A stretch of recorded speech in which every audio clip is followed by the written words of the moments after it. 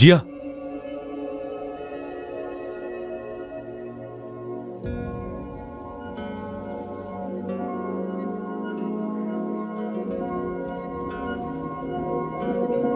జియా నువ్వు ఓకే కదా? ఈ మనిషి ఇంతసేపు ఇక్కడ నిలబడి అర్థం లేని కథలు చెప్తున్నాడు. మీరందరూ మాత్రం నోరు మూసుకొని వింటున్నారు. వీడంటే భయమా? జియా, నువ్వు లోపలికి వెళ్ళు. వీడి సంగతి మేము చూసుకుంటాం. ఇషాన్ని ఇంటి నుంచి బయటికి పంపిస్తే నేను కూడా తనతోనే వెళ్తాను.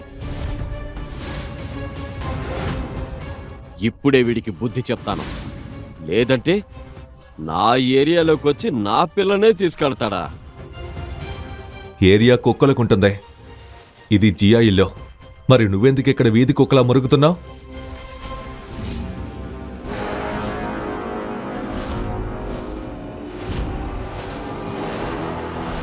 జయరాజ్, ఏం చేస్తున్నావు నువ్వు? ఎవడు వాడు నా కారుని ముట్టుకుంది?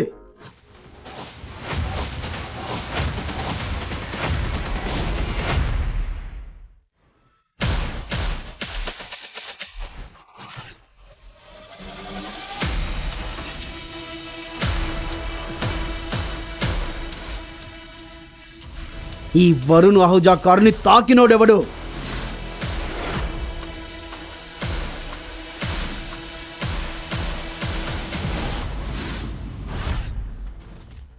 వరుణ్ భయ్య, వీడే మీ కార్ లాక్ పగలగొట్టి లోపలికెళ్ళి వైర్లు కట్ చేసి స్టార్ట్ చేశాడు. మేమంతా అక్కడ ఉన్నాం కాబట్టి సరిపోయింది.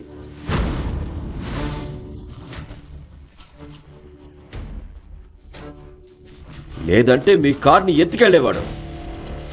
నా కారుని తాకేంత ధైర్యం నీకు ఎలా వచ్చింది? నిజం చెప్పు, లేదంటే నేరుగా జైలుకు పంపిస్తా. సార్, ఇతను అబద్ధం చెప్తున్నాడు. ఇషాన్ మీ కార్ని దొంగల నుంచి కాపాడాడు.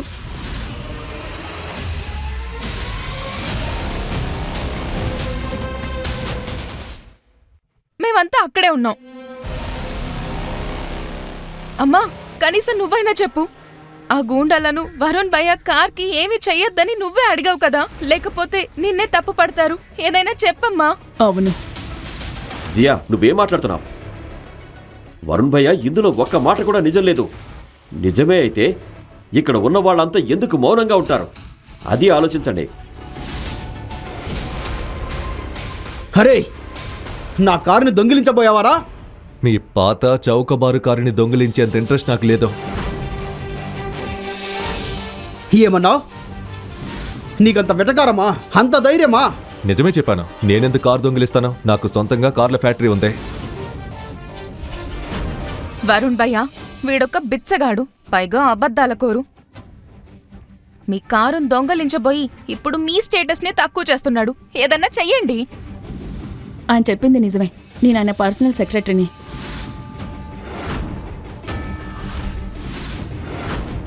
షెర్లీ, నేను చెప్పిన వాహనాలు ఎక్కడికి వచ్చాయో చెక్ చేయి. సరే సార్.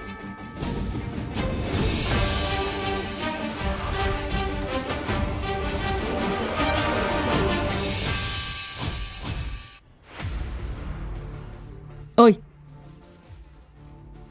ఇడియట్, రివర్స్ కౌంటింగ్ వచ్చా? 3, 2, 1.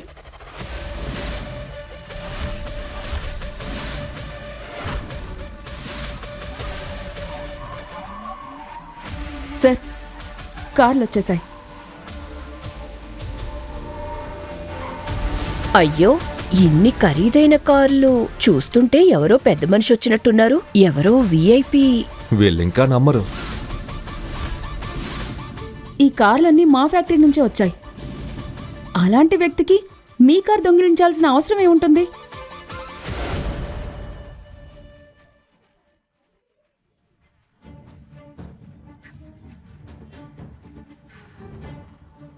ఇందులో పెద్ద విషయం ఏమీ లేదు బేబీ. ఈ రోజుల్లో కార్లు, పర్సనల్ అసిస్టెంట్లు అద్దెకు ఈజీగా దొరుకుతారు. నేను అదే అంటున్నా.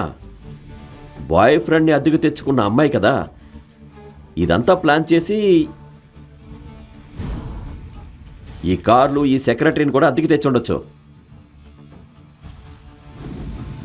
ఎంత నీచంగా మాట్లాడుతున్నావు జయరాజ్.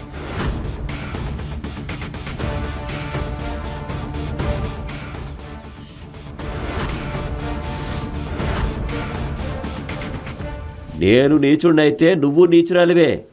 ఈ బిచ్చగాడు కూడా అంతే. మీలాంటి చిన్నవాళ్లకు మా మధ్య మాట్లాడే హక్కు లేదు. చెప్పు, ఎంత కమ్ముడిపోయావు? ఈ బిచ్చగాడు ఎంత ఇచ్చాడు?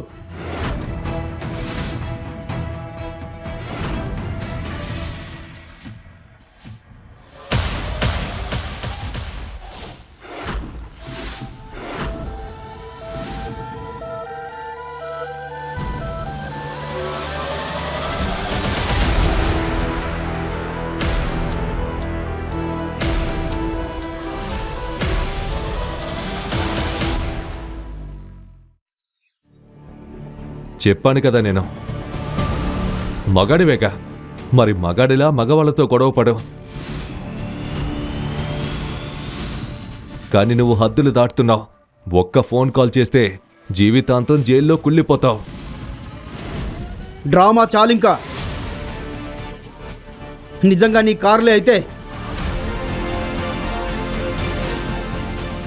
రిజిస్ట్రేషన్ పేపర్లు చూపించు.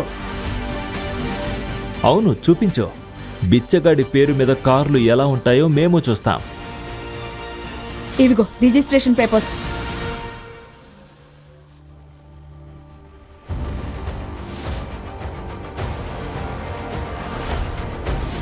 పేపర్లు నిజంగానే ఇతని పేరు మీద ఉన్నాయి. వరుణ్ భయ్యా, అవన్నీ ఫేక్ అయి ఉంటాయి భయ్యా. డబ్బులు ఇస్తే ఎవరైనా తయారు చేస్తారు. ఫేక్ గాడు వీడు. నా చెల్లిపై ఏదో మాయ చేశాడు. అయినా ఈ కార్లు ఎంతకు అద్దెకిస్తారు? రోజుకి ఎంత తీసుకుంటారు? మేము ఒకసారి ట్రై చేస్తాం. ఇవన్నీ కొత్త మోడల్స్. కొత్త లోస్లా ఈవీ మోడల్ వారం క్రితమే వచ్చింది.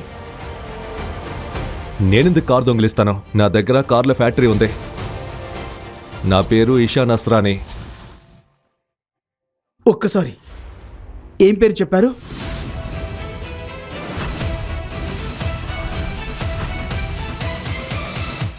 నాలుగోసారి చెబుతున్నాను, నా పేరు Isha Nasrani. Asrani industries and corporation founder and CEO. ఈ మోసగాడి గురించి నేనే చెబుతాను. ప్రభుత్వ స్కూల్లో ఎవరైనా చదవచ్చు. వీడు నాతో కలిసి ప్రభుత్వ పాఠశాలలో చదివాడు. వీడి తండ్రి వీధిలో మా నాన్న చెప్పులు పాలిష్ చేసేవాడు. వచ్చాడు పెద్ద అస్రానీ కంపెనీ ఓనర్. వీడయ్య చచ్చిపోయినప్పుడు వీళ్ళమ్మ దగ్గర పుస్తకాలకు కూడా డబ్బులు లేవు. పుస్తకాలు వదిలే, తినడానికి కూడా తిండి ఉండేది కాదు ఈ బికారి దగ్గర. నేనే ఎన్నోసార్లు భోజనం పెట్టాను. పేదరికం వల్ల వీడి అమ్మ కూడా వీడిని వదిలేసింది. అలాంటి వాడు ఇప్పుడు అస్రానీ ఇండస్ట్రీస్ సీఈఓ అంటున్నాడు. మీరే చెప్పండి, నమ్మగలరా?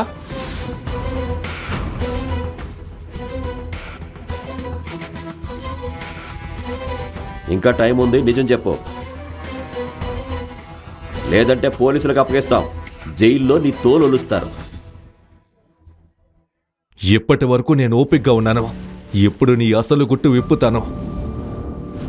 నాకొకప్పుడు ఫుడ్ పెట్టావని నీకు పెద్ద రియల్ ఎస్టేట్ డీల్స్ ఇప్పించాను. కానీ డబ్బు వచ్చాక నువ్వు నీ మనస్సాక్షిని అమ్ముకుంటావని అనుకోలేదు. తనకే ఇల్లు కట్టుకునే డబ్బులు లేనివాడు నీకు రియల్ ఎస్టేట్ డీల్స్ ఇప్పించాడా? ఏం కథలు చెప్తున్నాడు? వాడికి పిచ్చి పట్టింది, అందుకే ఇలా మాట్లాడుతున్నాడు. సీరియస్గా తీసుకోకు బేబీ. వాడొక జోకర్. నేను జోకరా?